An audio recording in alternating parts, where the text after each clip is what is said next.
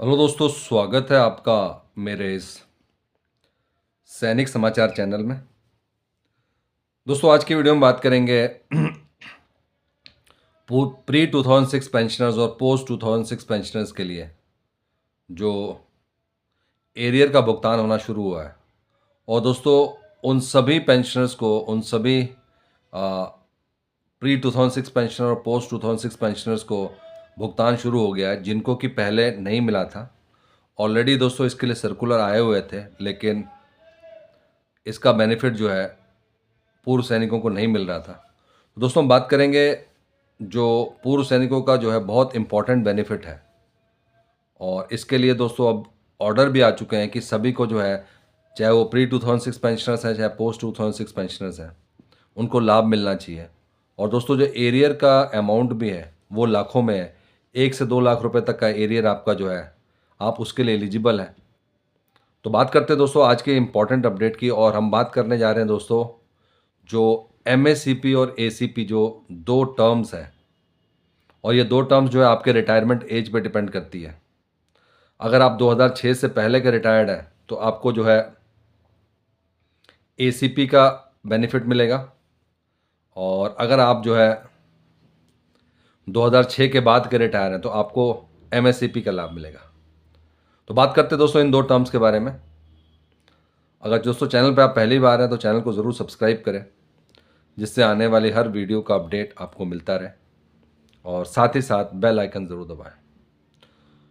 दोस्तों, एमएससीपी में जो है, अगर आप एक ही रैंक पे जो है 8 साल, 16 साल और 24 साल, अगर आप सिपाही हैं और आपने सिपाही रैंक पे 8 साल पूरे कंप्लीट कर लिए हैं, तो ऑटोमेटिकली आपको दोस्तों नेक्स्ट रैंक का जो है बेनिफिट मिलना शुरू हो जाता है। अगर आपने जो है सिपाही पे ही 16 साल कर लिए तो सीधे सीधे आपको जो है नेक्स्ट रैंक का जो है हवलदार का मिलना शुरू हो जाता है। इसी तरह 24। तो दोस्तों ये जो है किन के लिए है? ये है जो लोग पोस्ट 2006 पेंशनर्स हैं, उनके लिए दोस्तों ये नया जो टर्म था एमएसीपी वो लागू किया गया था। जितने लोग जो है 2006 से पहले के रिटायर हैं, उनके लिए जो टर्म है वो है एसीपी लागू है। और उनका जो ड्यूरेशन था उसमें सिर्फ दो ही था, 10 और 20 साल था। तो उस केस में दोस्तों अगर सिपाही रैंक पे आप 10 साल करते हैं तो आपको नायक रैंक का जो है बेनिफिट मिलना शुरू हो जाता है। और ये जो है एमएससीपी का जो टर्म है वो 8, 16 और 24 साल पे लागू है। अब बात करते हैं दोस्तों, ये आप जो है खुद अपना चेक कर सकते हैं एमएससीपी और एसीपी का। और उसके बाद से आपने ये खुद जो प्रोसेस स्टार्ट करना है रिकॉर्ड ऑफिस में करना। और सबसे बेस्ट तरीका दोस्तों इसको लाने का है आज की डेट में जो है, एक ऑनलाइन पोर्टल है सीपी ग्राम। सीपी ग्राम में आपने ग्रीवेंस डाल सकते हैं। वेबसाइट खोलना है दोस्तों और अपनी डिटेल्स डालनी है उसमें, और साथ ही साथ आपको ये बताना है कि आपको एमएससीपी का लाभ मिला है कि नहीं। दोस्तों इसकी आपको पूरी की पूरी एलिजिबिलिटी होनी चाहिए। जब आपको लगता है कि आप पूरे एलिजिबल है, आपको एमएससीपी का या एसीपी का लाभ मिलना चाहिए था और आपको नहीं मिला है, तो दोस्तों ये प्रोसेस शुरू करते हैं। अब इसके लिए दोस्तों कौन एलिजिबल है, किनको ये मिलेगा, सबसे बड़ी चीज़ ये है 8 साल तो एक क्राइटेरिया कि आप 8 साल अपने बिता दिए, आपको 16 साल उसी रैंक में हो गया, ये एक क्राइटेरिया है। लेकिन इसके ऊपर भी जो मेजर क्राइटेरिया है जिसके बेस पे आपको मिलता है वो है कि आपने जो है प्रमोशन को अनविलिंग नहीं करना है।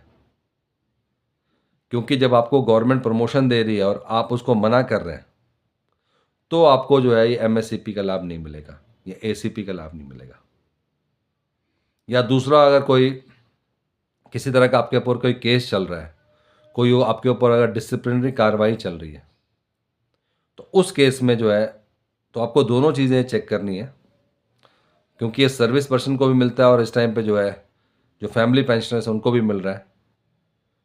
तो कई फैमिली पेंशनर जिनको कि बाद में पता चला है, उन्होंने जो है इसके लिए अप्लाई किया और वो मिला है।